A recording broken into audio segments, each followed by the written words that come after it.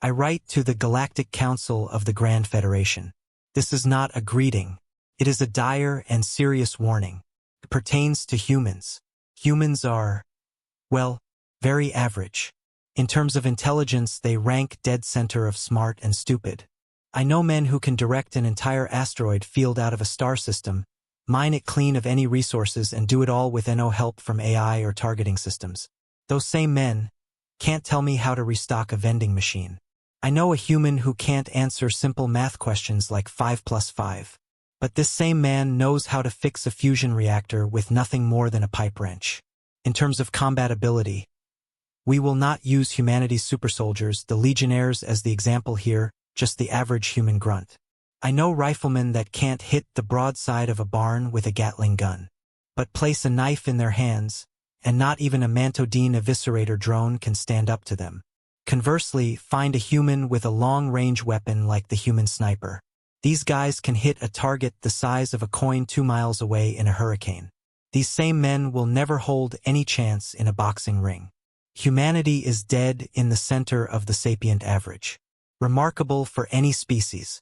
They represent the fastest and slowest members of any race, the smartest and the dumbest of any race, the hardest fighters and the weakest pacifists of any race. This is why humanity as a whole has found such a unique niche within galactic society, and why everyone seems to both love them and hate them all at the same time.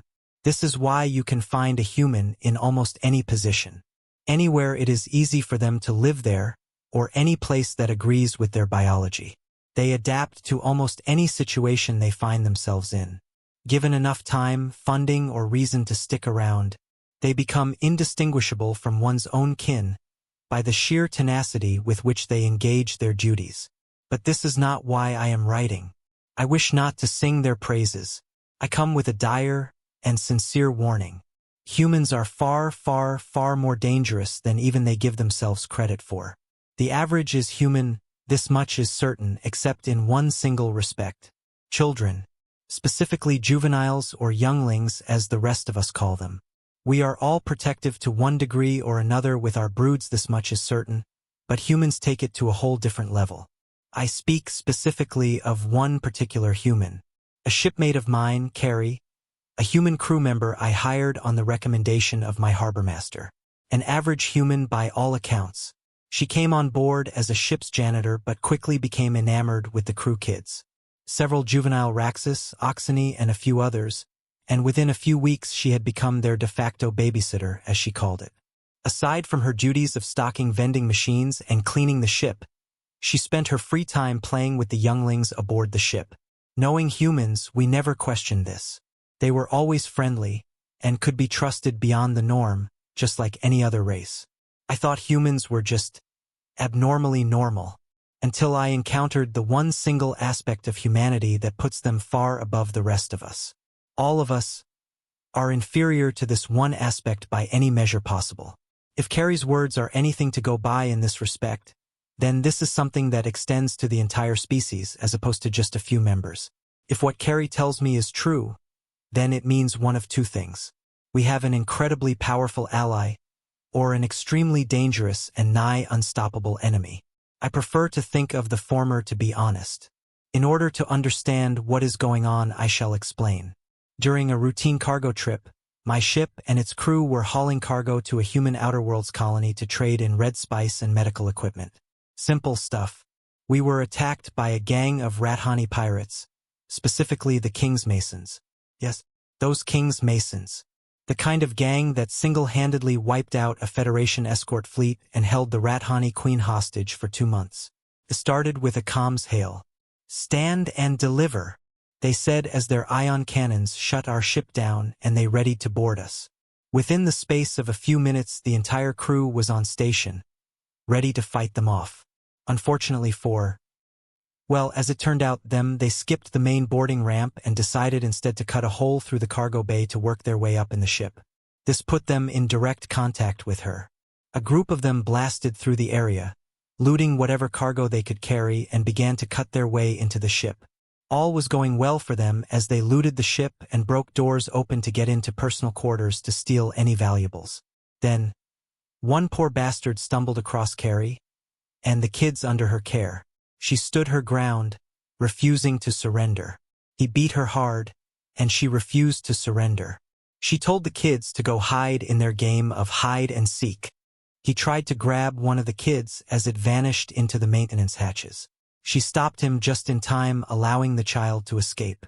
He said an offhand comment about how he would like to make juvenile-flavored soup. Carrie, with a wild banshee-like scream of hatred, rage and anger, jumped on him. Caught off guard by the sudden attack, he was unable to do anything about it as with lightning speed, she pinned him to the ground. And then, with naught but her bare hands, began ripping his teeth out. I will repeat this so there is no room for ambiguity. With her bare hands, she started ripping his teeth out. Following her enraged banshee wailing and the Rathani warrior blood-curdling screams of agony, the other warriors soon followed, only to meet similar fates. Carrie began to cut a merciless swathe of death and sadistic insanity as she severed legs, cut off heads and beat soldiers to death with their own severed limbs. It was during this massacre that I, and many crew members, saw for the first time the sight of a Rathani warrior experiencing the emotion of fear. Carrie found one Rathani warrior and stole one of his grenades during her rampage. She shattered this poor bastard's jaw, jamming it open. She pulled the pin on the grenade and shoved it down his gob. The look on that poor bastard's face will haunt me till the day I die as he helplessly claws at his own belly trying to get the grenade out. I will never forget the sheer terror in his eyes as the grenade exploded. Being showered in the guts and bone shrapnel from one of their own kin caused the rest of the pirates to flee the scene. The ship managed to dislodge itself before escaping, narrowly avoiding Carrie's hurling of expletives and curses at them as they ran back to the void with their tails between their legs. Carrie returned to a modicum of normal as the ship was restored to basic functionality. We made an emergency jump to the human colony world and broadcasted an emergency. Human fleets were on us within minutes. Carrie, however, suddenly seemed normal. The look in her eyes faded, her breathing slowed, and her expression calmed. She cried out, "Ali, Ali, oxen free! I give up! The pizza's on me!" Within moments of this exclamation, the younglings, all unharmed and untouched, suddenly appeared and tackled her to the ground as if she were a dainty feather. She wrestled with them before they all claimed victory and with concerted effort, carried her to the mess hall. We told the humans that helped us everything Carrie did, questioning if she was okay. They simply shrugged and explained that what Carrie did was, quote, too lenient. I have spent the better part of the last 200 hours engaging in researching this topic, and all results are the same. Humans, regardless of the species in their care or even vicinity, are psychotically protective of any juvenile under their care, or even in their vicinity. Humans with NO connections to any people involved will, without hesitation, on sensing a juvenile of any species in danger, will rush head first into that danger with no regards for their own safety. It has occurred too many times on and off record to be any kind of coincidence.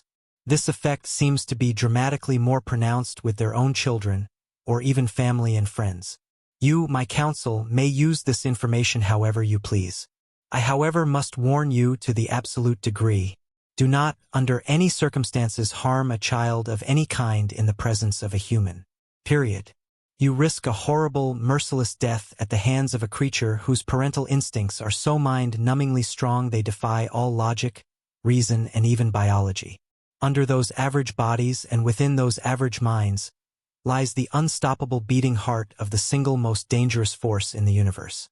Parenthood. You have been warned. Sincerely, Praxis Thran, Captain of the Lightbringer cargo ship, Human Space Epsilon Station.